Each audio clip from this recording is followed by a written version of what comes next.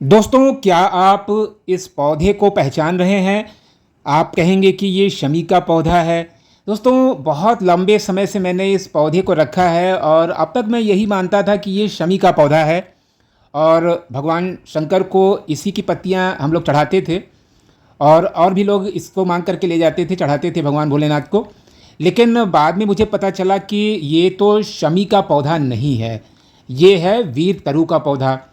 अब समस्या हो गई क्या है कि नर्सरी वाले तो जब भी आप मांगिए तो शमी का पौधा कह कर के और यही वाला पौधा दे देते हैं। तो बाद में मैंने इसके संबंध में काफ़ी स्टडी किया तो मुझे ये पता चला दोस्तों कि ये शमी का पौधा नहीं है, ये है वीर तरु का पौधा।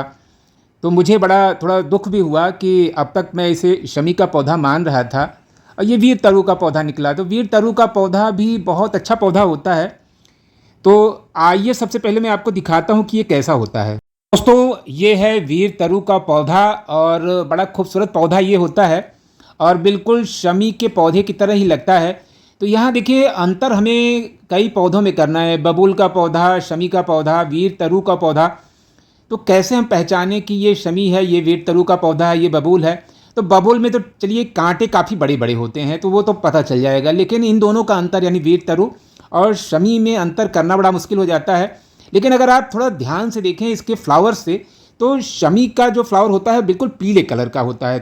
स्थानीय इलाकों में यानी जैसे अपने राजस्थान में जो खेजड़ी का वृक्ष होता है वो वास्तव में वही है शमी का असली वृक्ष।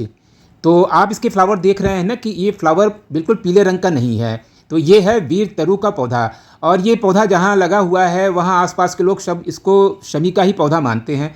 लेकिन मुझे तो ये पता चल गया कि ये शमी का ये पौधा नहीं है। तो दोस्तों, अब कैसे इनका अंतर करेंगे? तो एक तरीका तो मैंने आपको बताया ना कि फ्लावर के आधार पर हम कर सकते हैं और दूसरा तरीका है इसके कांटों के आधार पर।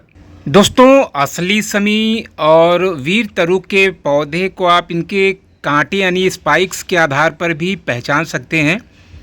देखिए, बहुत इम्पॉर्टेंट डिफरेंस है इन दोनों में। अगर स्पाइक्स की बात की जाए तो ये वाली पत्ती आप देख रहे हैं ना, इधर वाली, और यहाँ वाली देख रहे हैं, तो इन दोनों के बिल्कुल बीच में कांटे होते हैं।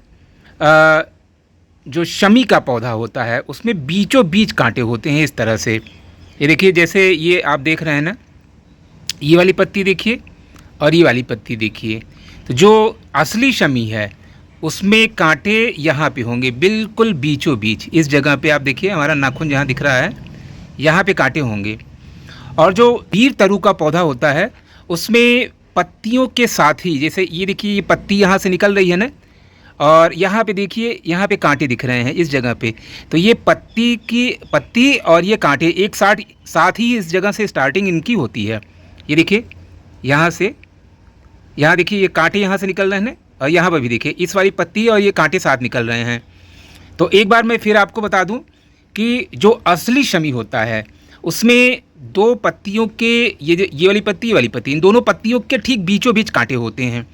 और जो वीर तरु होता है तो वीर तरु में पत्तियों के साथ ही कांटे निकलते हैं। आप देख लीजिए हर जगह। जैसे ये हमारा वीर तरु का पौधा है, अभी तक हम लोग यही समझ रहे थे कि ये शमी का पौधा है दोस्तों, लेकिन असली शमी तो नर्सरी वालों को भी जल्दी नहीं मिल पाता है, इसलिए वो वीर तरु के पौधे को शमी का पौधा कह करके वो सेल कर देते हैं।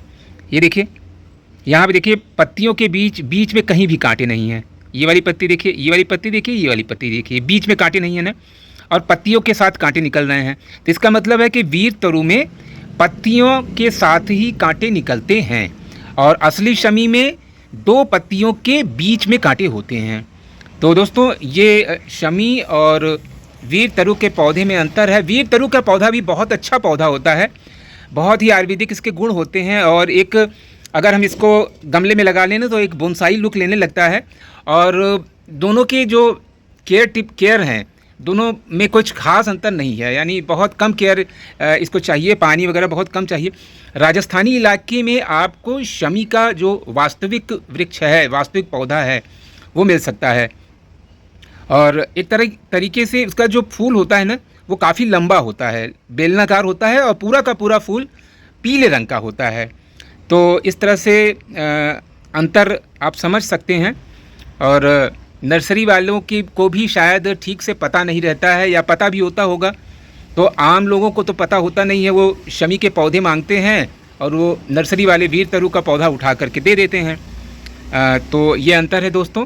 तो पहचान लीजिए, अगर आप नर्सरी जा रहे हैं तो कांटों के आधार, क्योंकि फूल तो खिले नहीं रहते हैं, नर्सरी के जो प्लांट होते हैं उनमें फूल नहीं खिले रहेंगे। अगर फूल खिले रहें तो अगर पूरा पूरा फूल पीले रंग का है तो समझ लीजिए कि वो असली शमी का पौधा है। और अगर दो कलर में है, एक गुलाबी कलर और पीले कलर में, तो वो शमी का पौधा नहीं है, वीर तरु का पौधा है। और बबूल में भी यही अंतर। बबूल में क्या होता है ना कि कांटे बहुत बड़े बड़े होते हैं, है ना, और वीर तरु में कांटे छोटे छोटे होते हैं। और इस तरह से अंतर है, बबूल के कांटे काफ़ी बड़े होते हैं। तो दोस्तों, जब भी आप नर्सरी जाइए तो ये देख लीजिए कांटे कहाँ पे हैं। अगर कांटे पत्तियों के साथ निकल रहे हैं इस तरीके से, तो समझ लीजिए कि वो वीर तरु का पौधा है।